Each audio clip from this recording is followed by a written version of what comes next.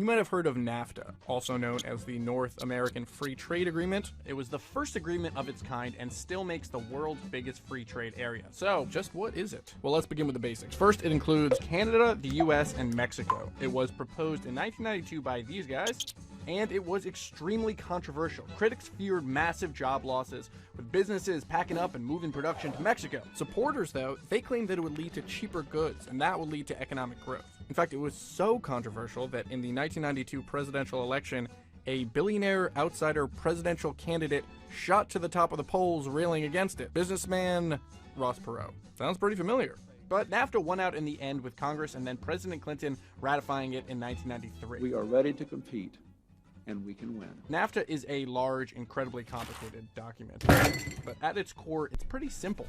Before NAFTA, when items were imported, they were taxed. After NAFTA, they weren't. This protects goods made domestically at the expense of consumers, since the tax on foreign products is passed down. Higher tariffs, more expensive goods, less trade.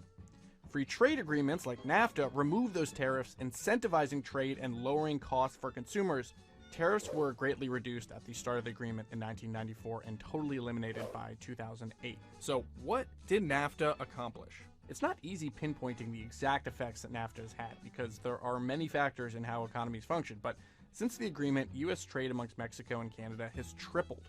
The U.S. trade deficit with Canada and Mexico has increased significantly. But, according to this congressional report, NAFTA actually hasn't had that large an effect on the U.S. economy. NAFTA only increased the U.S. GDP by a few hundredths of a percent because, relative to the size of the total economy, trade with Mexico and Canada isn't that big. So the biggest question of all, how has it affected American jobs? Economists agree there's no simple answer. It's impossible to completely separate the effects NAFTA has had on the economy from other external forces like recessions, currency valuations, technological automation, and overall increases in globalization. Many U.S. manufacturing jobs have moved overseas to countries that America doesn't even have free trade agreements with, like China. Overall, domestic manufacturing has taken a spill. Trade has increased, and goods are cheaper.